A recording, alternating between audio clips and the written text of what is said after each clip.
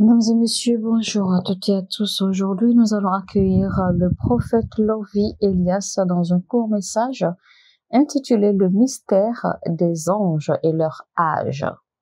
Le mystère des anges et leur âge.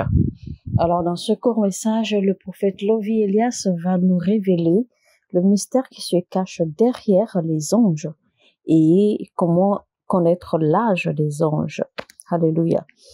Alors, nous allons lire le livre de Job au chapitre 38 à partir du verset 1. L'Éternel répondit à Job du milieu de la tempête et dit, alors, certains rencontrent aisément Dieu du milieu d'une tempête ou à travers une tempête.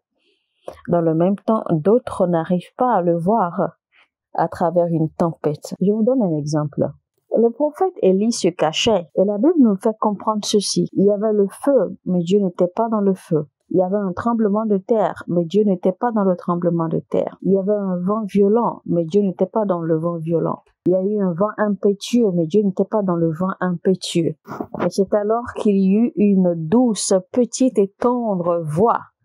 Et c'est là que Dieu se trouvait. C'est alors que Élie pouvait entendre Dieu à travers cette petite, douce et calme voix. Et voici que dans le livre de Job, la Bible nous fait comprendre que l'Éternel a répondu à Job du milieu de la tempête. Donc Job a vu Dieu dans la tempête. Il faut souligner au passage que le livre de Job, en fait, est le livre le plus ancien de la Bible. Ce n'est pas le livre de Genèse. Le livre de Genèse, en fait, est le livre qui compte le plus. Ce livre de Genèse, en fait, a été écrit par notre patriarche Moïse. Mais en réalité, le livre de Job est le livre le plus ancien, d'accord, dans l'histoire de la Bible. Vous constatez déjà la différence parce que Élie, le prophète Élie, n'a pas pu entendre Dieu. Il n'a pas rencontré Dieu dans un vent et dans une tempête. Mais Job a pu rencontrer Dieu, d'accord, dans une tempête. Donc, qu'est-ce que le prophète Élie dira? Le prophète Élie dira alors que si tu dis que tu trouves ou que tu as rencontré Dieu dans un vent violent ou dans un vent impétueux, ce n'est pas Dieu. Parce que le prophète Élie, en fait, va défendre sa révélation à lui.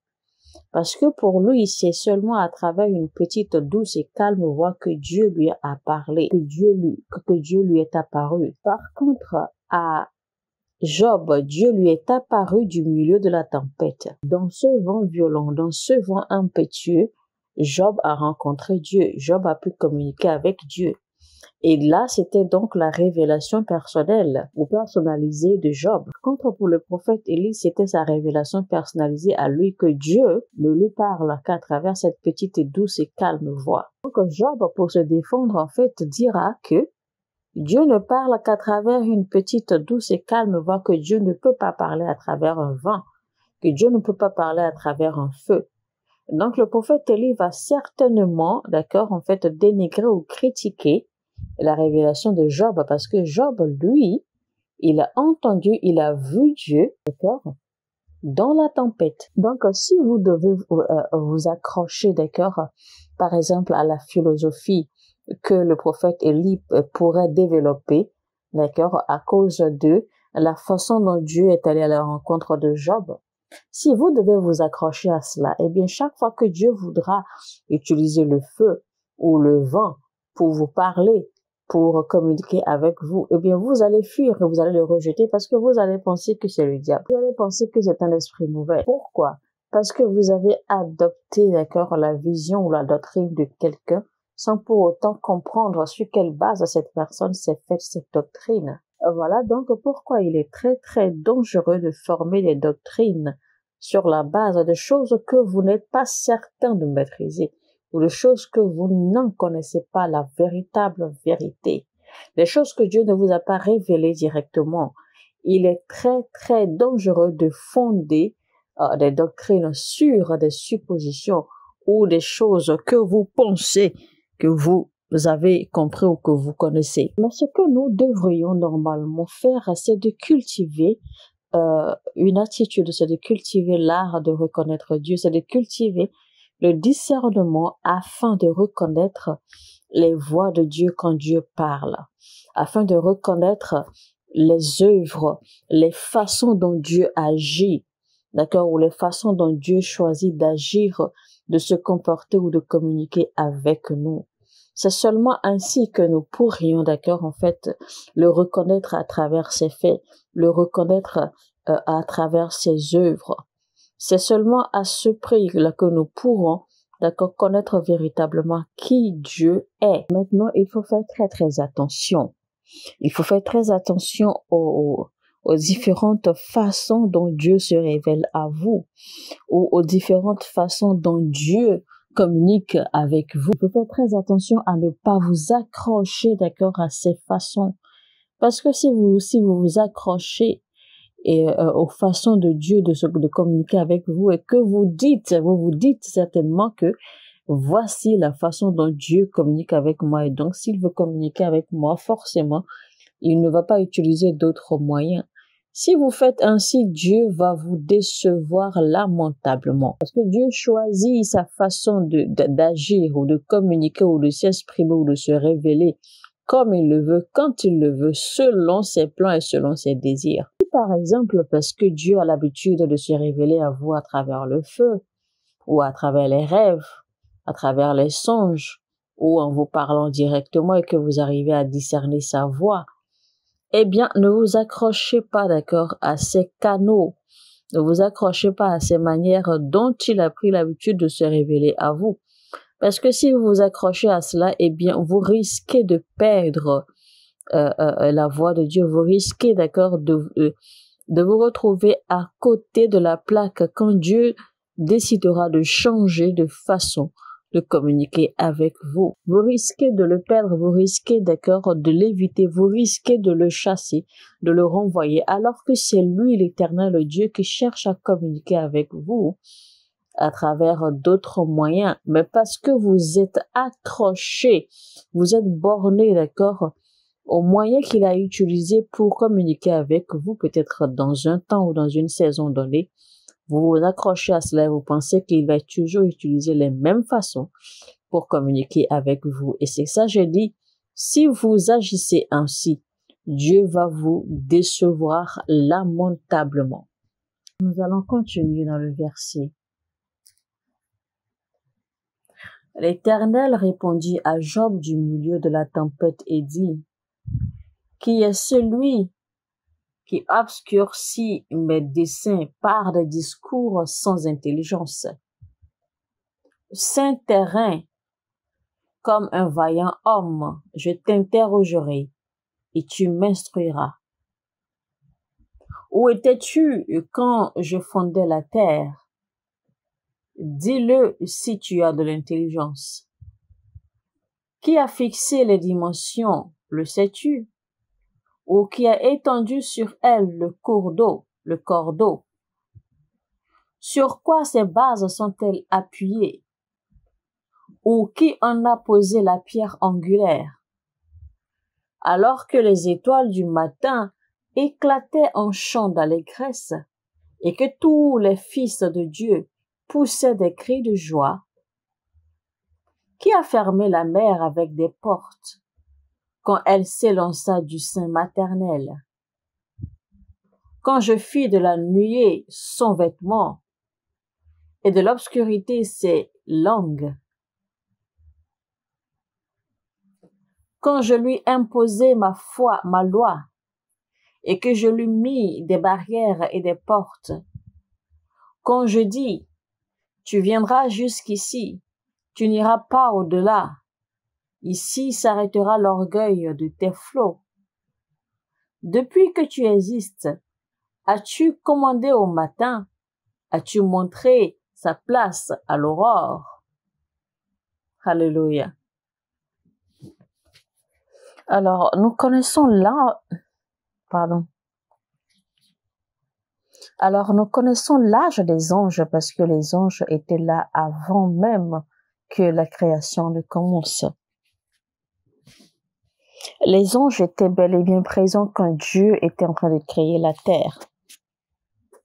Alors, quand vous lisez Genèse chapitre 1, quand Dieu a commencé à créer les choses et quand Dieu dit que la lumière soit et que la lumière fut, qu'il y ait ceci et qu'il y ait cela et qu'il y ait ceci et qu'il y ait cela, les anges étaient en train de célébrer à ce moment-là. Les anges étaient bel et bien présents, d'accord? Ils ont assisté à la première création de Dieu. Ils ont assisté à la création de la terre originelle, la terre qui était remplie entièrement d'eau et difforme. Les anges étaient déjà présents. Donc les anges ont été témoins de la création de toutes choses. Les anges ont été témoins de comment Dieu a séparé les eaux de la terre. Les anges ont été témoins de comment Dieu a séparé le ciel, de comment Dieu a séparé le firmament, de comment Dieu a séparé les eaux, de comment Dieu a séparé la terre ferme, d'accord, des eaux, comment Dieu a suspendu le ciel à la terre, comment Dieu a fait ceci, comment Dieu a fait cela. Les anges étaient bel et bien présents avant la création de toutes choses.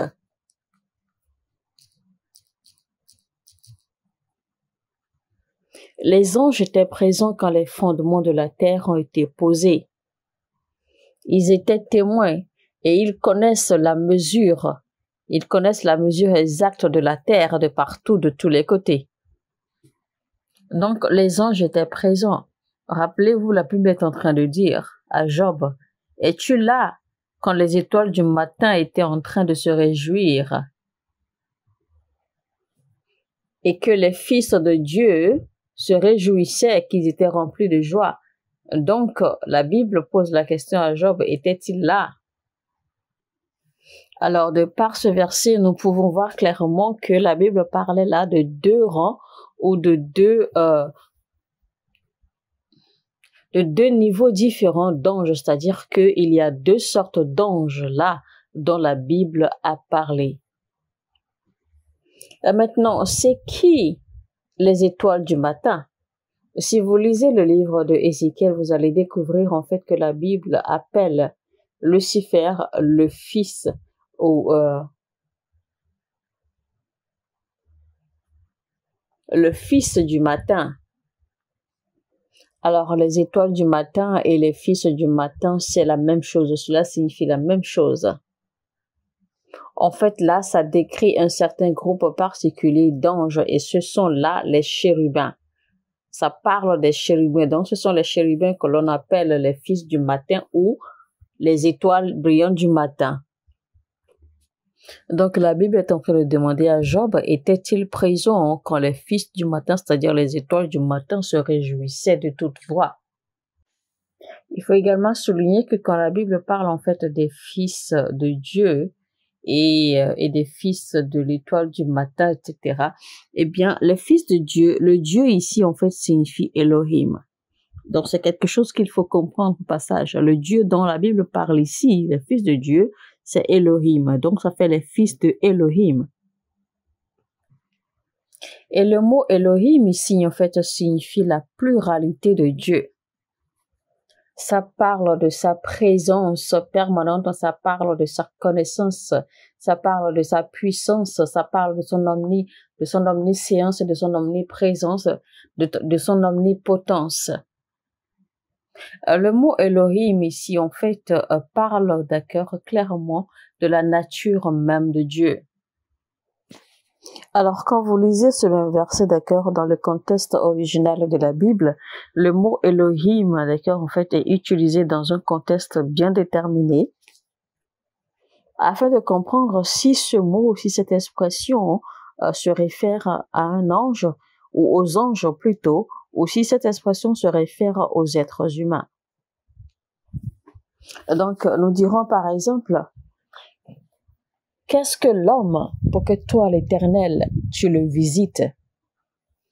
Quand nous savons déjà en fait que tu as rendu l'homme un peu plus bas, seulement un tout petit peu plus bas, d'accord, que Elohim lui-même. Maintenant, si vous arrivez à lire, d'accord, le verset qui parle de cela dans son contexte réel, vous allez comprendre en réalité que le mot Elohim a été utilisé là, d'accord, pour se référer en fait aux anges. Vous allez comprendre que Elohim là est utilisé seulement pour définir les anges et ça parle en fait des anges. Donc, ce sont les anges en fait qui sont désignés là dans ce contexte précis comme étant Elohim. Maintenant, je vais vous montrer un peu comment la position de l'homme et des anges en fait a été changée ou a été transformée. Donc, les anges existaient bien avant la création. Alors, quand vous continuez à lire d'accord dans le livre de Genèse où la Bible dit que la terre était remplie d'eau et que la terre était difforme et que les ténèbres se mouvaient au-dessus des eaux et que l'Esprit de Dieu se mouvait au-dessus des eaux et que les ténèbres résidaient dans l'abîme, etc., etc. Eh bien, il faut comprendre en fait que il y a eu un événement qui a provoqué cela. Il y a eu un événement avant, d'accord, cette formation. Il y a eu un événement avant cette transformation ou ce nouveau phénomène de la terre.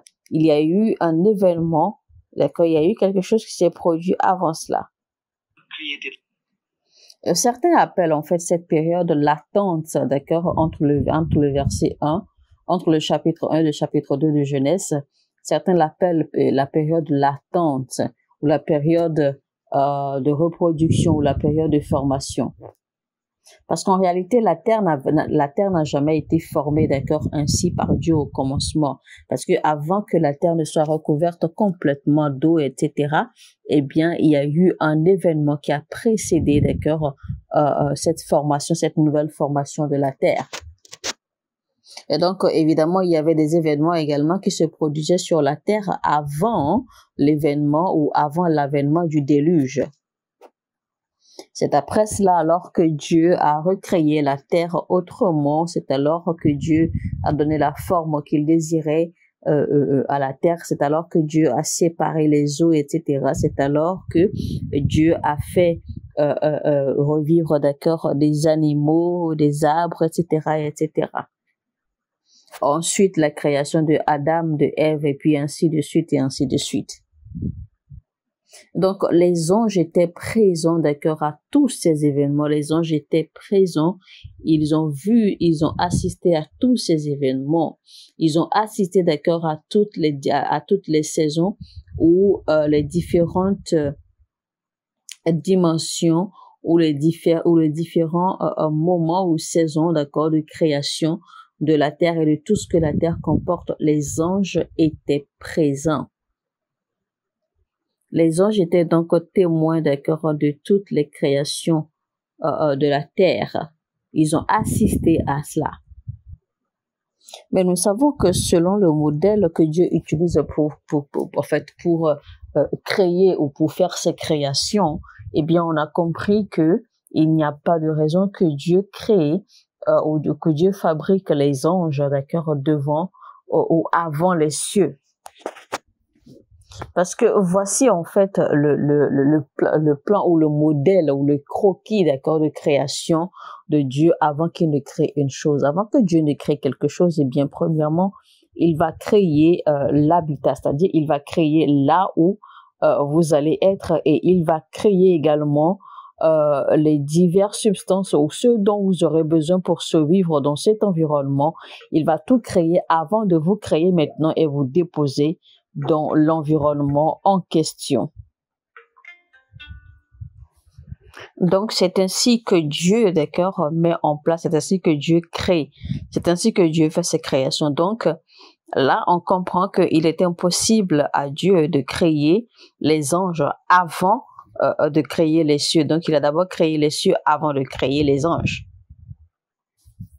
Donc, les créatures célestes, en fait, appartiennent à ce règne céleste parce qu'en fait, elles ont été créées, d'accord, du règne céleste. C'est pour cela, en fait, que je crois, d'accord, en fait, à l'histoire hébreu qui dit que il y a des corps célestes et il y a des corps terrestres.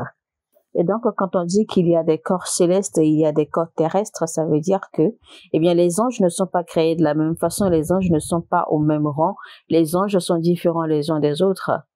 Donc, les êtres angéliques connaissent parfaitement, ils maîtrisent la terre parce qu'ils étaient présents quand la terre a été créée. Alors, si on doit par exemple supposer que la terre a près de 7000 ans, d'accord?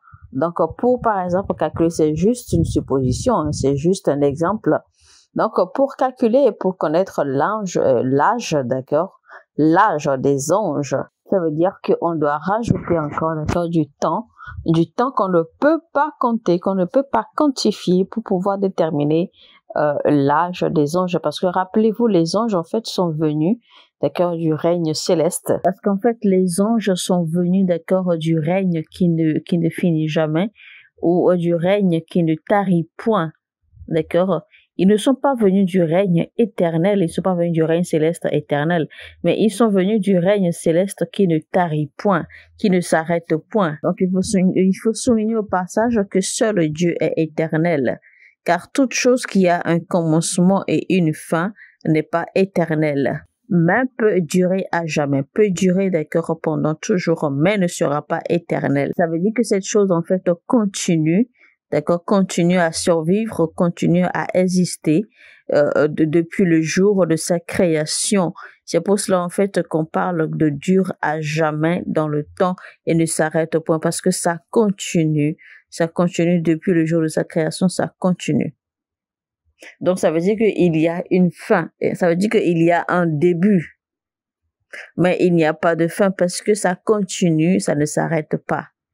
Mais cette chose ne peut pas être éternelle, parce que voici maintenant la nuance entre une chose qui est éternelle et une chose qui dure à jamais. Mais Dieu est éternel, car Dieu n'a pas de fin, Dieu n'a pas de commencement. Donc nous avons reçu cette vie éternelle de Dieu parce que nous avons reçu de son esprit et parce que nous sommes créés à son image et à sa ressemblance. Et donc le désir de Dieu pour nous les hommes, c'est d'avoir la même relation qu'il a avec son fils Jésus-Christ, c'est d'avoir cette même relation avec nous. Et donc, nous ne pouvons pas avoir cette relation durable, d'accord, en ayant une vie qui dure jamais pas, mais nous avons plutôt besoin de la vie éternelle qui puisse nous fortifier, d'accord, et nous maintenir fermes.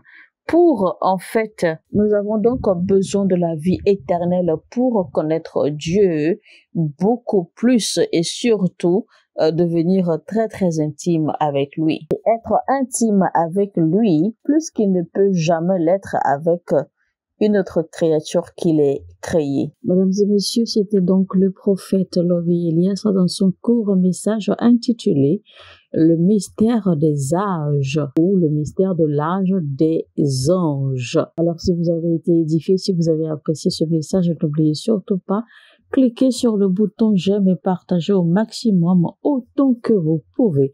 Et sur ce, je vous dis que Dieu vous bénisse et je vous retrouve très très bientôt dans un autre épisode. Que Dieu vous bénisse, shalom shalom chez vous, mon heure a sonné et votre heure a sonné.